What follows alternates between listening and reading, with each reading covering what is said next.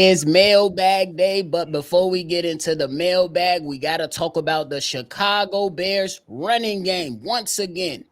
Which running back this week is going to help the Chicago Bears establish the run?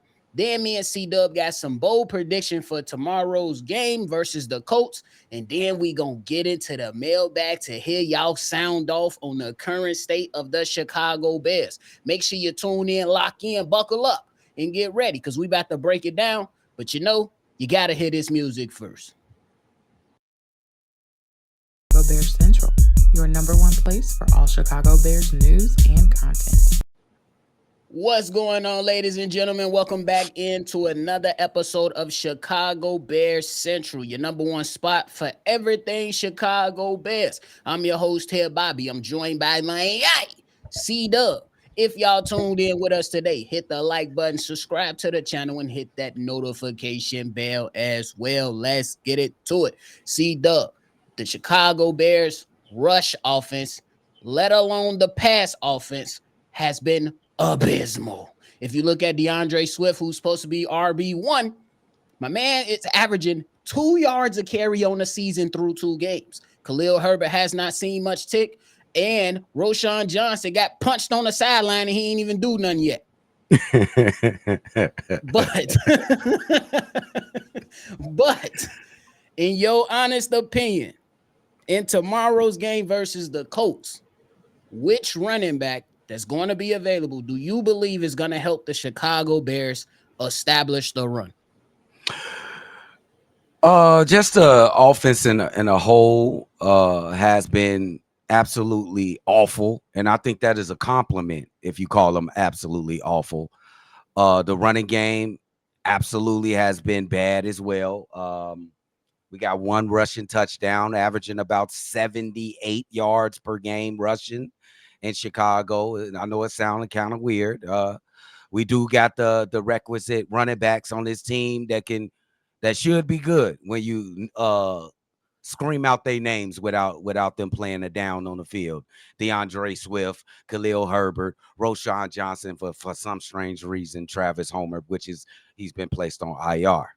Now you ask who would be the breakout star in this game? In many words that you said, that's what you said, right? Who's gonna be the breakout Who star? gonna help establish this run? If you want to call it a breakout, call it what you want. So that's why I said that like that. I said it's a breakout star. Yeah, I think y'all knew where I was going. I think we already tried DeAndre Swift. I still think he'll be a good running back for the Chicago Bears. I'm not saying I'm done with him, but I think we need to change up the tempo a little bit. Khalil Herbert, we know how good he is. He got the one touchdown we do have on the offense in total for the entire season. But it's time to go a different route. Let's get a little power. Let's get a running back that's just gonna stick his head in there and just get us 3-4 yards and not try to dance around and try to spin around players like this, like they playing Madden. Let's set the tempo and let's get Roschon Johnson going. I think this is a great game against a opponent in the Indianapolis Colts that ain't performed well at all against the run. Even though they got ran 60 times down their throat by the Green Bay Packers, I think this is the perfect time to set the tempo with Roschon Johnson. I agree with that. I ain't too mad at it, but the man that I'm calling to front and center is the guy that I seen do it already, and that's Khalil Herbert. And I know that we wanted to trade Khalil Herbert, and then we like, yeah, then Khalil Herbert ain't going nowhere. And I think that right now, hey, my bad, Brody, but it's time for you to step back up and help this. C-Dubb, I'm with you. I don't believe that DeAndre Swift is a terrible running back. I still think he's a valuable piece to this. But what has gotten on my nerves the last 2 weeks watching DeAndre Swift play, he ain't hitting the holes, bro. He not hitting the holes. And if y'all gonna sit there and castigate me, castigate him for not hitting the holes. And if you go back and you watch this game specifically on first down, when our guys on that big Kev and Steve-O is saying, get under center. You ain't getting under center if you're running back after the damn run play, then already cost you 3 yards and push you behind the sticks. That's what DeAndre Swift has done these last 2 games. And the last point, it's gonna be some people that say some holes didn't open up. Hey, we already know if you want to play physical football, you got to hit some other in the mouth. And DeAndre Swift, you got to hit somebody in the mouth, even if it's just for 2 yards. You have to set the tone as the running back. And the run game is going to help the offensive line, and the run game will help Caleb Williams hit the damn hole. I'm putting my money on Khalil Herbert this week, C-Dubb. Well, I would just say you're gonna put the same exact player in, nephew, because he's averaging two yards a carry as well. He only ain't got seen much he tape. only got 4 of them. He got 7 yards, and I think he suffered from some of the same problems you just talked about. He gonna hit that hole better than Swift. Are you a psychologist? You finna make him hit the hole? I've seen it already. Okay, I ain't arguing at that. Roshan, you know he gonna hit the hole. He gonna hit the hole. You know, because the guy that's gonna get the breakaway runs that we need is gonna be Khalil Herbert. Yeah, I ain't saying I'm off for Swift, but I'm getting there. If you ain't noticed yet. And this ain't disrespectful, this ain't disrespectful to Roshan Johnson. But I think DeAndre Swift and Khalil Herbert, like the military, you being from the Air Force, they like them smart bombs that they can hit a specific target and shit. They got to wiggle around. They can adjust their coordinates and shit like that. Roshan is a dummy bomb. He just gonna go. I ain't calling him dumb neither. I know what you saying, bro. I know what you saying, bro. But hey, y'all let us know who y'all think gonna set the tone. C-Dubb got his money on Rojo. I got my money on Khalil Herbert. It is a perfect time. Bro, last point before we get on to the bold predictions. The Colts have given up 237 yards per game. They only played 2 games. The Green Bay just ran the ball. I think they passed it like 5 times, bro, or something like that. If the Bears don't have a 100-yard rusher, I'm gonna be highly upset. We in trouble. We can't get 100 on them. We in trouble, nephew. I'm gonna be highly upset. But y'all know how we've been doing it for these last few mailbags. Before we jump into the caller aspect, we go ahead and give our bold predictions. C-Dubb, one of my bold predictions going into this game, Anthony Richardson throws 2 interceptions. That's going to be one of my ones. My next one is that Caleb Williams throws his first touchdown this season. Wow, I'm laughing. My fault. It's shameful. It's shameful. Don't castigate me, though. And I'm not laughing at him. No. It's funny just to bring it up. This is for the fans. Don't castigate me. No rookie quarterback has thrown a touchdown this season yet, so we good. Get out of here. No. Is that true? Daniels has ran for one. He has not thrown one. Oh, wow. No rookie quarterback has thrown for a touchdown. Caleb Williams gets his first one. Well, he would have had 2 if we want to be honest, though. And then the last one, get ready. Javon Dexter dominates this game. Just get ready. He on course. Get ready. Those are my 3 bold predictions for tomorrow. And can I just go out this? Bears win by at least 10 points.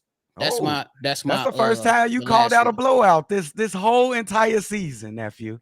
It's only 3. This the 3rd game, gang. I gotta warm up first. This is a 99 Oldsmobile Alero. This bitch gotta warm up.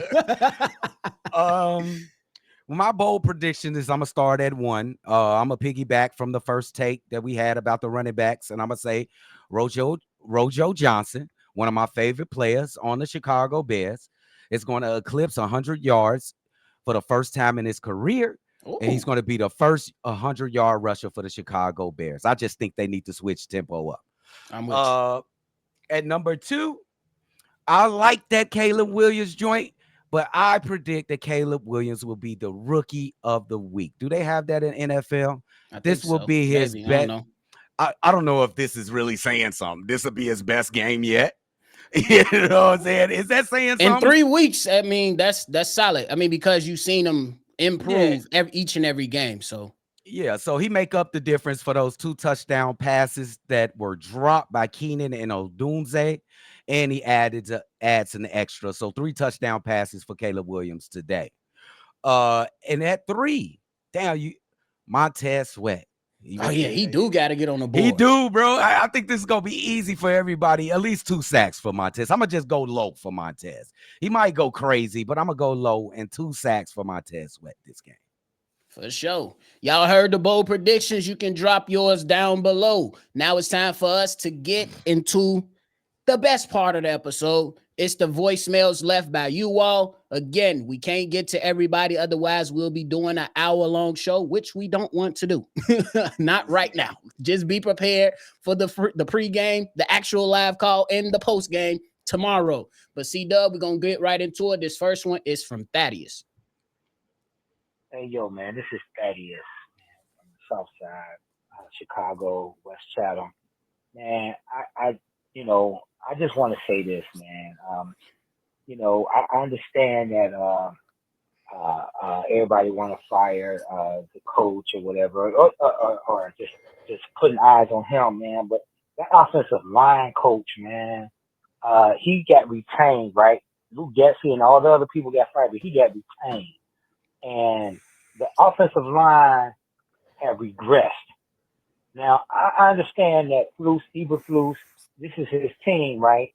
But man, we should be looking at that coach because I'm gonna tell you something. That first game, I mean, all of them, I mean, they regressed. I mean, although Wright played okay, but I would think he would take a bigger jump. Okay, now here my thought is, man, watch that offensive line coach, man. I think that he needs to. They may need to be looking for another offensive line coach, man, because why is some of the other players that left the Bears, they're doing pretty good. I'm talking about the linemen, man, and I don't know, man. I mean, I was my expectation maybe it was the fandom. Maybe I was thinking the Bears were just gonna just come out and just start kicking ass, man. But I'm looking at that line, man, and after looking at some of the videos, man, I'm like, damn, they look like they just straight up regress, man. Like they haven't been practicing. I'm not sure, man. So I'm just thinking about that offensive line coach, man. All eyes should be on him straight up, man, because the line sucks to the highest suckstivity. That's right, suckstivity. That's the new word here, man. They suck. So hopefully that offensive line coach hear this and they change their ways, man. I'm out, man. That is peace. All right. Thank you, Thaddeus, for calling in. First thing first. All right. Hey, I'm right with you and everybody else around Bears Nation calling out the coach. Simo, what the hell is going on? Now, when you talk about Lucas Patrick, Cody Whitehair, and I forgot the other player you mentioned, I don't really care. It's just one game from them. They was absolutely ass for the Chicago Bears. Now, last point, it's on Matt Eberflus. Stop playing with Nate Davis. He was healthy all through the training camp, everything. Now he got a groin injury. I'm not saying he faking injuries, but now you got a groin injury. Stop playing with this guy. Play Matt Pryor. You already alluded to it in your press conference that he might get some run at the rotation. Stop the rotation shit. Just sit him down. If effort is an issue with Nate Davis, sit him down. We don't need anybody that's putting our quarterback, who we believe is going to take us to the promised land, in danger. Go and watch the tape. Nate Davis was abysmal in the second half. And I believe he was one of the key contributors on why it was so many damn malfunctions with the offensive line. He ain't blocking nobody. He getting out in space. He ain't blocking nobody. He dropping back. He ain't blocking nobody. Sit him down. Yeah.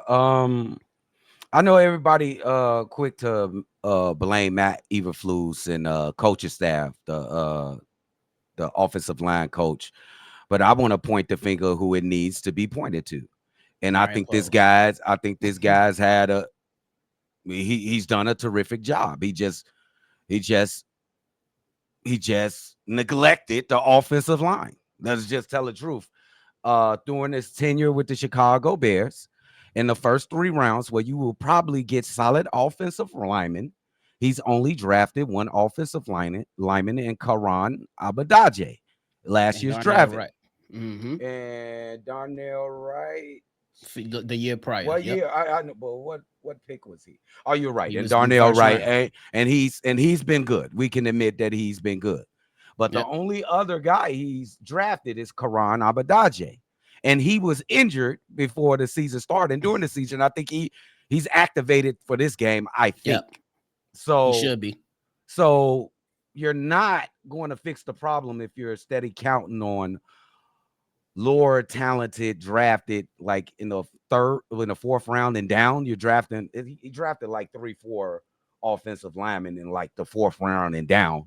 But Mhm. how's that turned out? I mean, it Not hasn't well. turned out You that ain't well. playing nobody. You ain't playing anybody. Only So Braxton. I'm just really going about the blame. Let's not hurry up and blame Matt Eberflus. I think he don't like Nate Davis, to tell you the truth. All the sneak dissing he been doing about Nate Davis from the training camp until now, he been sneak dissing the hell out of him. So I just want to put the blame where it needs to be put on, and that's Ryan Poles to me. Even though he's still doing a great job.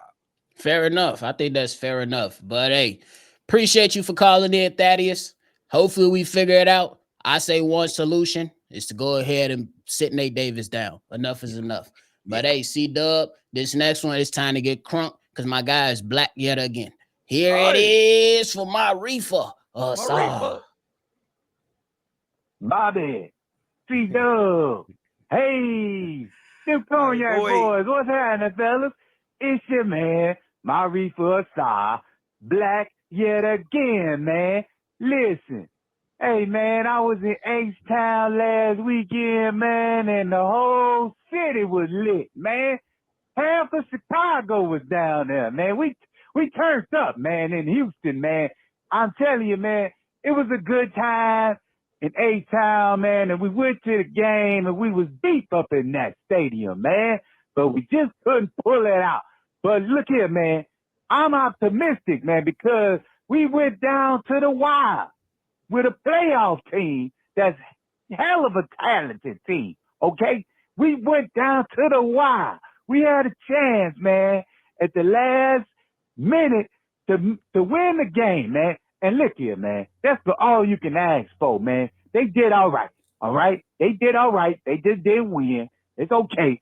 We gonna come back, all right? Now, I'm calling in, man, to see my prediction and preview for week number 3, okay? Week number 3, we're going against the Colts in Indianapolis, and I'm gonna go to that game, too. I'm gonna be down in Indianapolis, too.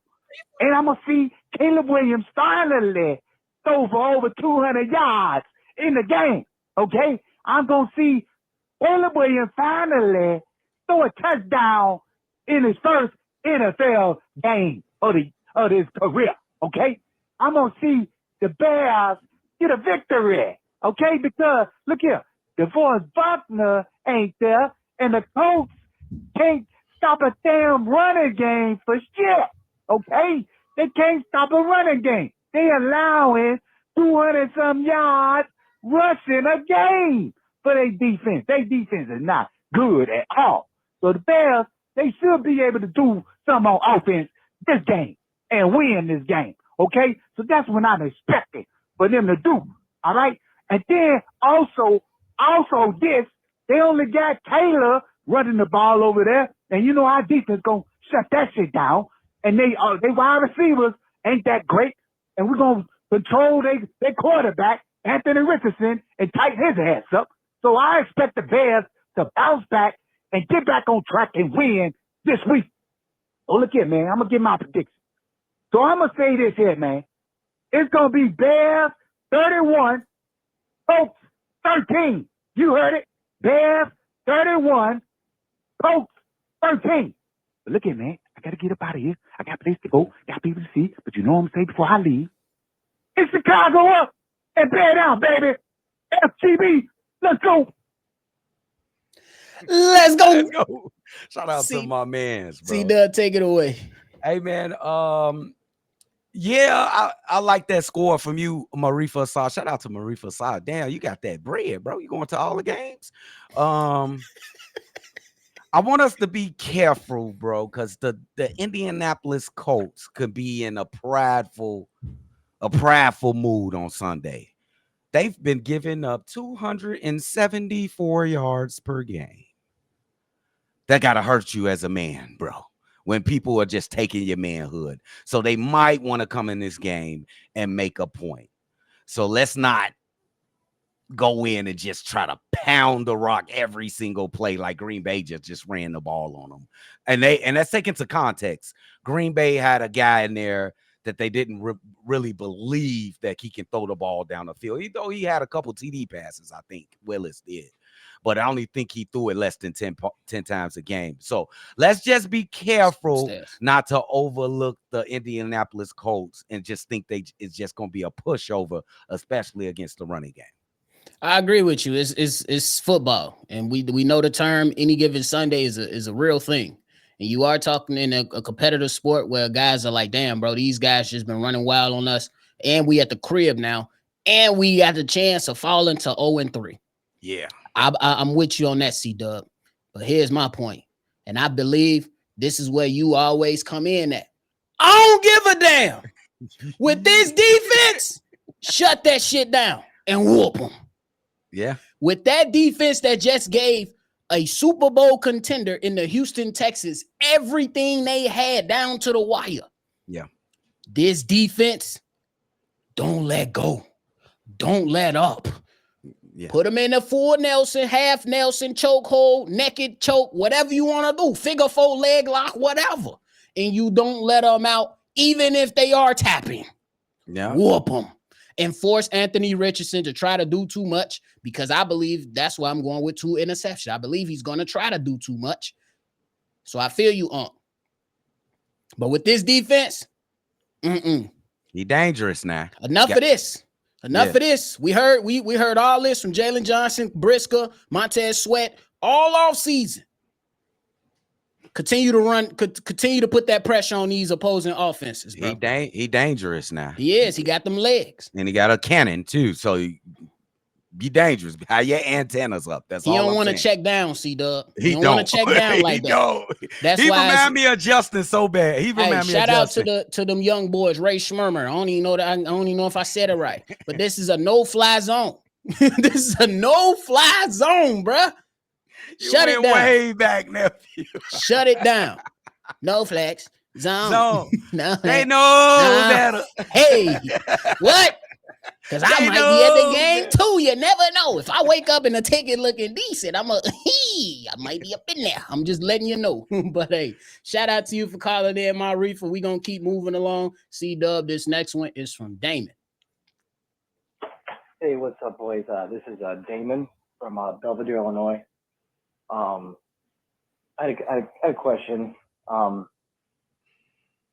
Obviously all these O-line problems, especially with the interior, and with Darnell Wright kind of being floppy. If nothing improves after like a couple more games, or Caleb gets hurt, do you have to go out and find somebody, right, and find a tackle from another team, I guess, and I guess give them draft capital or something, or trade another player? Don't you have to do that? Or do we let Caleb out there with this suck-ass line that we have that ain't doing shit? Because, I don't preach to the choir, but this line is worse than last year, and it's looking like Justin all over again. And I know Caleb's good, man. I see the way he can throw the ball real quick, and he's throwing the ball at 1.9 seconds, You can't do shit, you know what I'm saying? So, fellas, I love your show a lot. I watch the game, and on my phone I put you guys on live when you guys watch your comments and stuff. I love it. So keep it up and bear down. For sure. Well, Damon, thanks for calling in, my guy. First thing first, I want to say that I don't think the offensive line is worse than last year's offensive line. Just my personal opinion. I know the Bears ain't shown it. I just don't think that. I'm going to go off what the head coach is saying, and I'm going to take some belief in it that it is a lot of mental miscues in this. And Tevin Jenkins is letting people know that we need to communicate better. And who is Tevin Jenkins working with mostly on each and every down? That's the center and the right guard. Hence why sit the right guard and put in Matt Pryor. Another thing, C-Dubb, if we watching the games, you look at tight ends missing assignments. You look at Travis Homer and running backs missing assignments when it's time to block. For the love of God, Travis Homer, if Braxton Jones is taking the inside of the rusher, why on God's earth would your real stupid, goofy ass jump to the inside and then try to rush back against Danielle Hunter? Are you slow? That's some of the issues that's been coming up with the Chicago Bears. Get healthy, young fella. And I hope you never return to running the football for the Chicago Bulls. Stick to special Bears. Stick to the special teams, bro. That's all I ask. But thanks for calling in, Damon. Hey, Damon, shout out. We appreciate all the love. It's all because of y'all that y'all come in and y'all, y'all complete us as the Chicago Bears Central.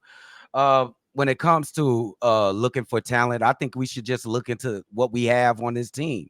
If the guys ain't playing up to par, I think we should replace them. And I think they started to go in that direction. We've heard all the comments about Carter from Matt Eberflus all week. Let's see if he can get in the game. We also want to see what Karan Abadaje can do when he get in the game. Anything, did I say his name right? What? I'm gonna drink to that, big dog. Drink Shout out to to it. you. Drink your H2O. I don't give a damn. Look, hey, try the guys inside and see how that works out. Obviously, if you keep hitting yourself against the wall is not going to move. So you might as well try something else, bro. Try something else. Bro.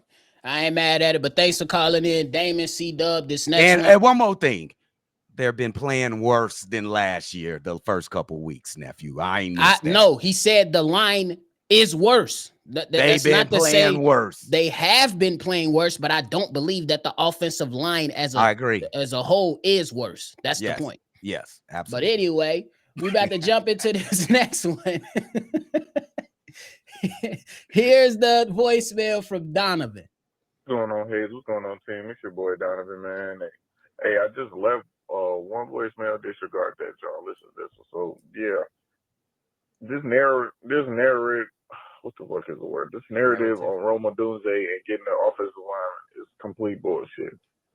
You got your chance. Look, in that receiver class, you got a fucking top 10 pick, and you not gonna go receiver. You better have a damn Pro Bowl team in that motherfucker.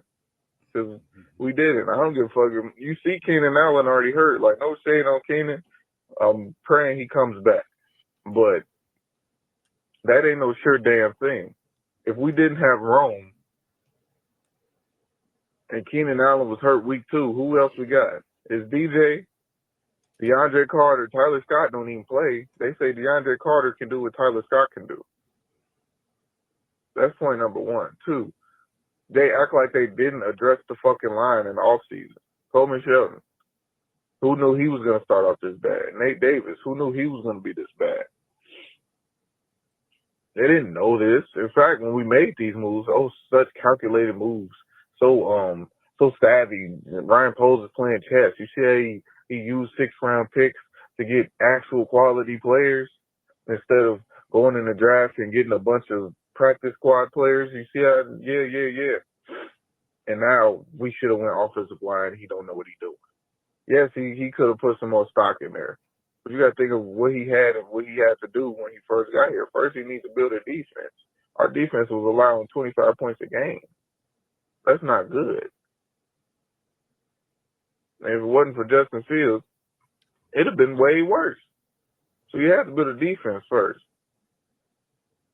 Then you had to figure out the quarterback situation. You had to get some fucking receivers in here. You should have went O-line earlier. And that's probably his only that's his only flaw to me.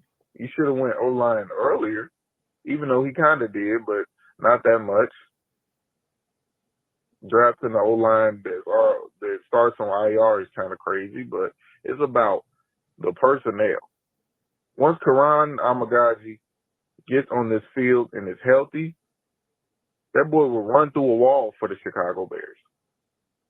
Y'all gonna see how useful that is when it gets down to it. And that's all I'm gonna say on that. Like, Rome is okay. Remember when CD Lamb came in? Had like 2-3 receivers sitting behind him. They like, I don't know if he can be a number 1 receiver. Now look at him. That's basically what the fuck Rome is in. Let's stop overreacting. Let's give me niggas some time, bro. Act like shit's supposed to happen all of the fuck.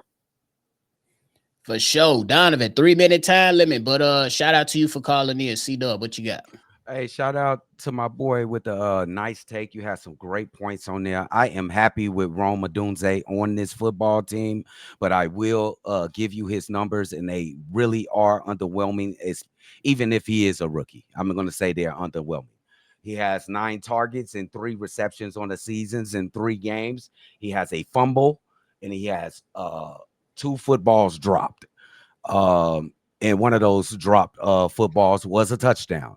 So he's been underperforming. I know he was injured, but once you step on a football field, I ain't trying to hear it because probably everybody on the football field has probably got a nick or you know what I'm saying, or they're feeling sore or something. So ain't no excuses. He has been underwhelming. I still believe in him. I still think he's going to be a really, really, really good receiver, but he's been underwhelming. And when you talk about revisionist history, when you talk about the draft pick, yes, we could have got a offensive lineman in with that pick, but I'm good with either or. And I think I said that at that certain time that I'm good with either or. So it don't matter. You can't go back in time and think about it. Roma Dudze, he's going to be okay. For sure. And I think that's a big thing. It is only 2 games. He has dropped some passes, and C-Dubb, one of the 3 receptions came off a ball that was hit off somebody's head and popped in the air. And he dropped the touchdown. So, but the narrative that was surrounding him is that when Dan Orlovsky said that he wasn't getting open, and Roma Dunze's dad actually posted a video of Roma Dunze getting open, and people was acting like he was taking shots at Caleb Williams. And if you got that, that means you just didn't do your research. So shame on you. Now, when it comes to going back and saying we should have did this, should have did that, hey, y'all, this is where we at now. I don't care about, you know what I'm saying? I see Kubiak down there in New Orleans. But guess what? When we signed Shane Waldron, we felt good about it. I ain't too confident right now through 2 games through Shane Waldron, but it's still some confidence there with me. I ain't ready to give up on him, not just yet, even though he hasn't done a great job. The offense as a whole hasn't done a great job. The offensive line stinks, the rush game stinks, the pass game stinks. Everybody on the offensive side needs to fix it. Yeah. Yeah. And that touchdown pass that he dropped, I've seen even tougher catches in college that he made. I mean, that's how he made his name. So there's no excuses. Once him and Caleb break through, we take it off. Get ready. They're gonna be good. They're gonna be good. Ready. But we gotta call it like it's it. He's been underwhelming. Facts. No argument there. All right. The last one of the day is coming in from Big Steve. Big Steve, what up? Hey, Cognac boys, Big Steve out in Los Angeles. Just a thought I want to share with you. I just ran across, I read this and I've been following this.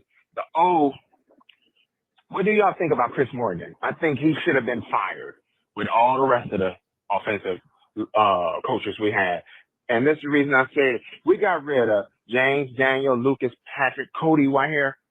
All 3 of them are playing good football now. They're not the best, but they performing much better than they did when they were the Bears. And we got Nate Davis, who I felt like we should have got rid of a long time ago. But you know what? It is what it is. He's here. Everybody, we're giving him $10 million a year. But Chris Morgan, he the root to all of that. He the offensive line coach. And I just want to get y'all feedback. I don't hear nobody pointing a finger at Chris Morgan. And I mean, I'm not a fan of this offensive line. I think they're gonna get Caleb, our first pick ever in the draft, injured, playing like this. And I'm sure y'all would agree with this. Caleb, I just seen in a stat that he was number 6 in getting rid of the ball the fastest this week 2 in the NFL. Number 6 out of all the quarterbacks. He got rid of the ball the quickest. Chris Morgan, this dude, Chris Morgan, I think he the problem. I think he the one that need to go. And not gonna hold you brothers up. Chi-Town up, bear down. Y'all heard Big Steve real quick and straight to the point. C-Dubb, I ain't mad at him. He said people ain't calling out Chris Morgan or AKA C-Mo. Hey, Big Steve, I ain't gonna lie to you. Immediately after the game, our very own Steve-O called out Chris Morgan. He did. He the one brought it to my attention. He was one of the first ones I heard say something about Chris Morgan immediately after the game at like midnight Eastern time. It was crazy. Yeah. So y'all, some people probably missed it, but hey, you said it right on the money. This is where we are now. Fix it. That was a good point. Shout out to Steve-O. for calling out Chris Morgan, but I think it's a little too early to be calling out coaches in the third week of the season. Now, if we get to a quarter of the season, past the fourth game of the season, and the team's still looking like they're not improving, then you get a little bit nuance in where you want to place the blame, like the offensive line coach, the running back coaches, and shit like that. I'm gonna go by what the guys said. I like to take a man for his word early. Matt Eberflus said that we're making just bonehead mistakes out there. We're not thinking on the football field. So I'm gonna take that man for his worth. Now, if we can continue this bad play so on in a couple more weeks, then we can start looking at nuance blame. I think that's fair because if we keeping it honest, for those that did go back and watch the game, you did see a lot of mishaps. A lot. The play I called the play that I mentioned a few moments ago with Travis Homer, that was a bonehead play. That ain't on the coaches. Caleb Williams walks to the line and tell you what your protection gonna be. You, as the football player, the individual, has to use your IQ now and say, Braxton Jones going inside, I'll go outside against Daniil Hunter. Then you talking about on the trap runs, Cole Kmet missing to seal up the edge. Those are just few examples. Nate Davis, again. Hey, C-Dubb, can you believe that Nate Davis missed 4 blocks in one play, bro? I think it was. Wait, how many? Let me count them. I remember the play. I know what play you're talking about. I think it's more than 4. He missed the double team. He was supposed to exactly that right double off the team. line. And he was supposed to hit another guy. So he that's missed 2. that. And then you're right. It's 4. Then he went up into the second level, looked at the man and said, Tevin Jenkins, I'm still coming to help you, bro. Even though a defensive back way smaller than Tevin Jenkins running towards him, Nate Davis say, I'm going to come and help you block this little ass guy. Like I ain't a 300-pound man running towards a linebacker. Come on, bro. Come on. Bro, it drives me so crazy. We could have seen this shit coming with Nate, though. We seen it coming, bro. All that playing in training camp. What we were saying, bro. Look at Nate playing around, bro. It ain't the We tried to give him the benefit of the doubt, but I'm done. Hey, almost. His back against the wall, nephew, right now. I like players with their back against the wall. It shows me who they really are, nephew. Okay. I like who with his back against the wall. Let me see. So he ain't on the bench with Nikola Vucevic, but he's standing up next to the bench. Oh yeah. He telling Javon Carter and Nick Booch to make some room. That's what he. But hey, you got anything left? We've been here for a minute. Hey man, shout out to y'all. Make sure y'all hit that subscribe button if you ain't subscribed already. And we on our way to 20K, man. By the blessings of y'all, and you know who else. Bro. You already know. So big shout out to y'all. We absolutely enjoy these episodes. So make sure y'all continue to call in. The number to do so is 773-242-9336. Also, don't forget to leave your name if you are a first-time caller. And then if you want to hit us up on any social media platforms, it's Chicago Bears Central. And you can leave us feedback, comments, concerns. Let us know how we can improve. Let us know if you disagree or agree. Just don't get cooked and be disrespectful.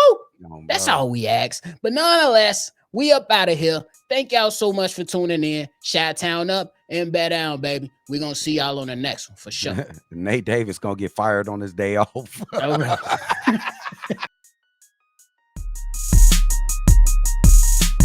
This has been a presentation of the Break Media.